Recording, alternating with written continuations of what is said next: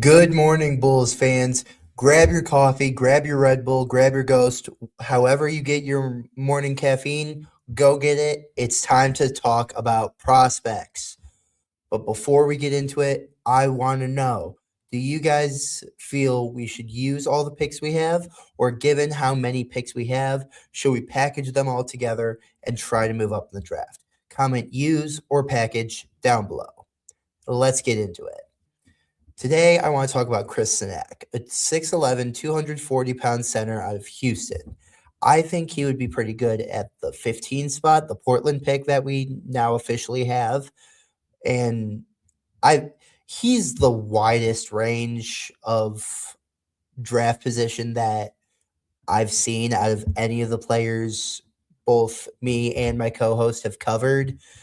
I've seen him at our pick. I've seen him at 14. I've seen him all the way down at 19. So definitely a wide range of picks that he could be taken at. But seeing as he's one of the bigger boomer bust prospects, definitely a project player. But seeing as he's one of those types of prospects, it makes sense why there's a pretty decent range. I mean, he came into Houston as either the sixth, seventh, sometimes eighth recruit in the nation, depending on which recruiting platform you look at. I'm a 24/7 sports guy. On 24/7, he was sixth. I know uh, one of them had him at seventh, but either way, top 10 recruit, McDonald's All American, a ton of hype coming in, was supposed to do great things. Didn't necessarily have the best freshman year, didn't have a terrible one by any means, but definitely performed at a level that dropped his stock a bit, which could end up benefiting us depending on how you look at it. Now, he averaged 9.5 points per game, 7.9 rebounds, zero point 0.7 assists, 0.5 blocks, shot 48.5% from the field, 33.3 from behind the arc, 62.1% from the free throw line, in 24.8 minutes a game. Now, my biggest comparison, and the one that I've been seeing a lot of for Chris Cenac Jr., is Khalil Ware. And I don't know about you guys, I get really excited about that. I'm a big Khalil Ware guy. I was really hoping we would get him in the draft when he had that draft slide and everything. I was really hoping for him. So being able to have the opportunity to take a player that plays a lot like him really intrigues me. Now, I want to know. I personally am excited about this draft, but I want to know, are you guys excited? If you are, make sure you hit that like and hype button for me down below. Now, let's get into his strengths. The one of the bigger ones is his shooting. I know 33% doesn't jump off the page by any means, but given that he's a 6'11 big, I think that's pretty good. He's shooting 3.5 threes a game. So it's a pretty good sample size, especially for a center.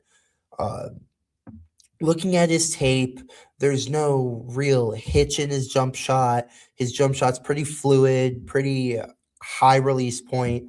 Overall, I really like his mechanics for a center. I don't think much work is going to need to be put into his jump shot. I don't think it's broke at all, which is a big thing. That's a huge get. Not having to change the jumper at all means he can just hit the ground running when he gets to the league. And I just really like his mechanics for a center.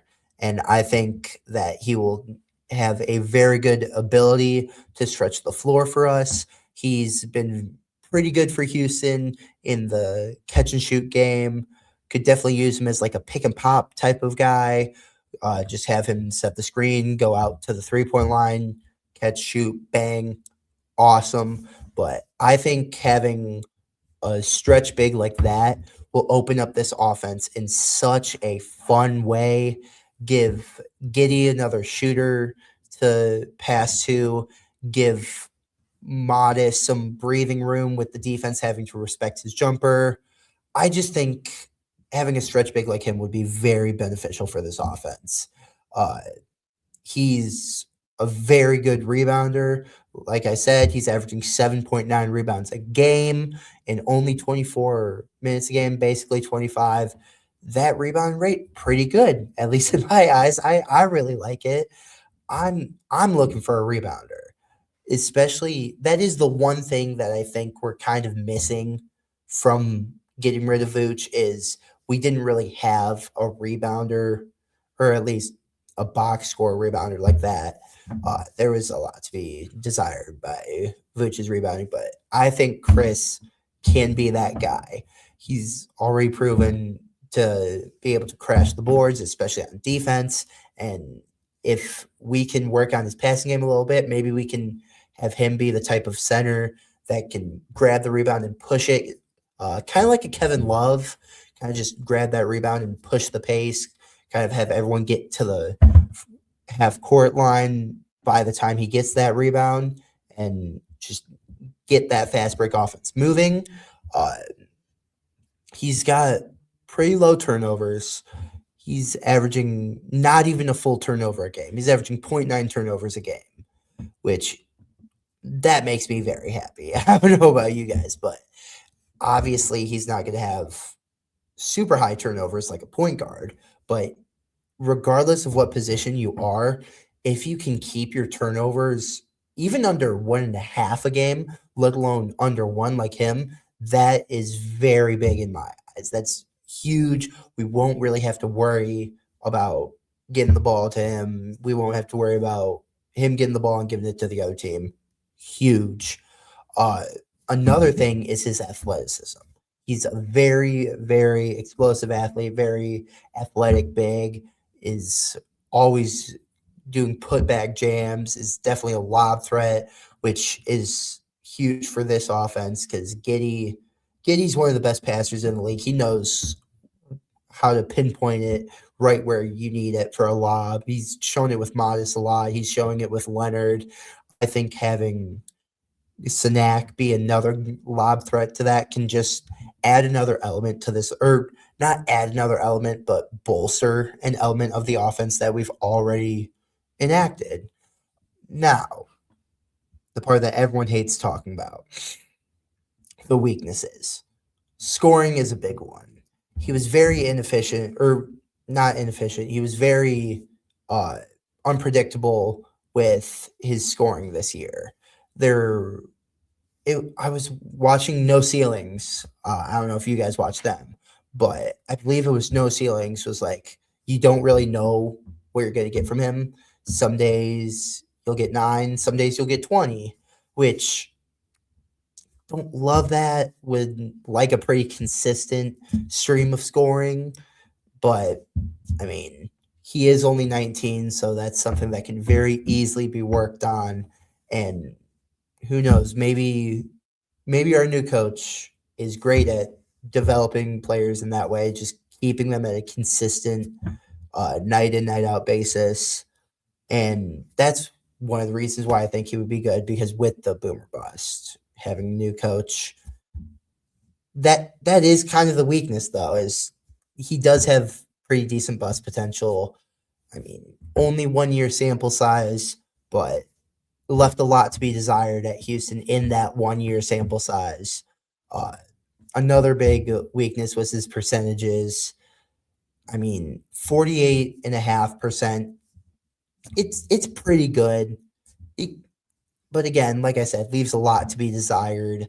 Uh, I'm hoping to have a center that's kind of in that 50 to 55 range or 50 to 55% range at the very least. 33% from three, that I have no problem with. I'm very happy with a center that can shoot 33% from three. Uh, but the biggest one that worries me is the 62% for the free throw line. You can tell a lot from the free throw line with shooters.